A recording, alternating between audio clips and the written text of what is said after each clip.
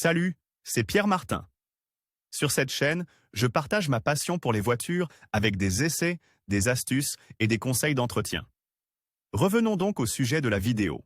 En Italie, les modifications esthétiques et mécaniques du véhicule doivent toujours être effectuées conformément à la réglementation en vigueur, sous peine de sanctions diverses. Par exemple, l'installation d'ampoules colorées est moins grave que l'installation d'une barre de toit ou d'un silencieux non homologué. Voici comment démêler la jungle du tuning. Code de la route pour le tuning. Qu'il soit pratiqué pour rendre sa propre voiture plus sportive ou pour la distinguer des autres, le tuning automobile, esthétique et mécanique, intéresse de nombreux passionnés, même si sa période dorée s'est achevée il y a quelques années. Aujourd'hui encore, des remplacements tels que des pare-chocs ou le remplacement du silencieux d'origine par un pot d'échappement en carbone avec embout soulèvent la question suivante: les modifications apportées aux voitures sont-elles légales dans notre pays? En Italie, le tuning est réglementé par le code de la route au titre 3 véhicules à moteur et leurs remorques, en particulier aux articles 71, 72, 75 et 78,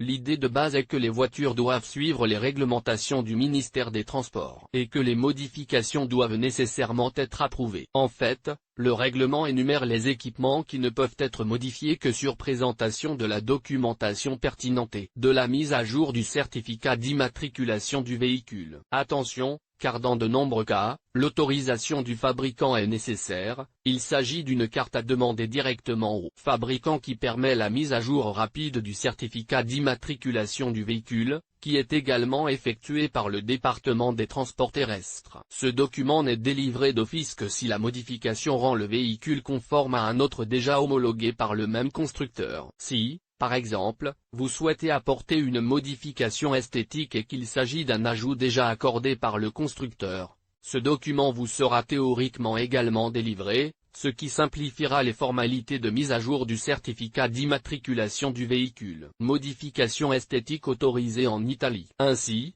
toute modification de tuning exigée par la loi italienne doit être homologuée et inscrite, si nécessaire, dans le carnet d'immatriculation du véhicule. Voici quelques exemples. Si vous souhaitez installer un aileron arrière, vous ne pouvez le faire que s'il ne dépasse pas le contour du véhicule en longueur ou en largeur, et pour les jupes et les pare-chocs sport, seulement si les nouveaux éléments ont été inclus en tant qu'option dans l'homologation. En ce qui concerne les phares, ils ne peuvent être personnalisés que dans des ateliers agréés qui délivreront la réception par type du DMV, tandis que pour les jantes, vous pouvez procéder sans problème si les nouvelles jantes requièrent des pneus de même dimension déjà utilisés. Si ce n'est pas le cas, le certificat d'immatriculation du véhicule doit être mis à jour avec la nouvelle dimension des pneus, mais attention, à partir du 1er octobre 2015, vous aurez besoin d'une AD, disponible uniquement en Italie, pour installer l'une des dimensions incluses dans le certificat de conformité,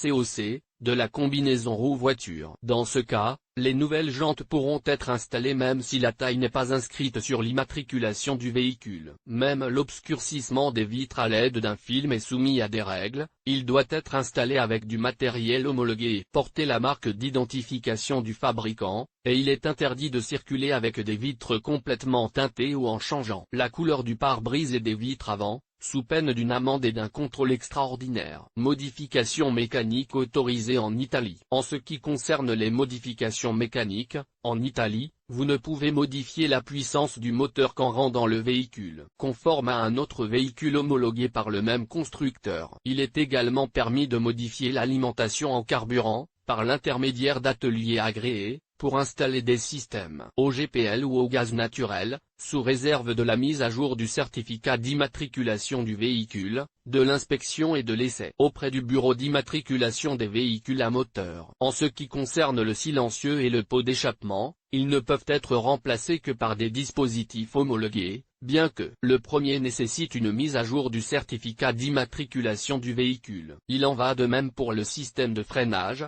qui peut être modifié avec une homologation et un certificat d'installation délivré par un atelier agréé. Aucune modification n'est autorisée sur le système de suspension, qui ne peut en aucun cas être abaissé. Cas particulier et sanctions en matière de car tuning. Le tuning audio et vidéo, qui consiste à modifier le son de votre voiture en installant de nouveaux haut-parleurs, enceintes, amplificateurs, subwoofers et autres à l'intérieur du véhicule, est un sujet à part entière. Dans ce cas, le code de la route stipule que l'installation de pièces homologuées destinées à être utilisées dans les voitures est suffisante, mais attention aux modifications du système électrique, qui pourraient être remises en cause dans le cadre d'un contrôle plus strict. Il en va de même pour ceux qui mettent leur musique trop fort, puisque l'article 155 du Code de la route stipule que les limites sonores maximales acceptables fixées par la réglementation ne doivent pas être dépassées. Article 350, 60 litres AEGDB, un poids lourd en mouvement en produit jusqu'à 80, sous peine d'une amende de 41 à 169 €. Cela dit, quiconque transgresse les articles du cul-de-sac relatifs au tuning encourt de lourdes sanctions allant de 422,00 € à une révision forcée, en passant par le retrait du certificat d'immatriculation du véhicule, voire de manière définitive. À noter, les voitures destinées au circuit ne sont pas sanctionnées, à condition qu'elles ne roulent pas sur la route mais sur un chariot spécial ou dans une camionnette de dépannage. Publié dans Dit la loi.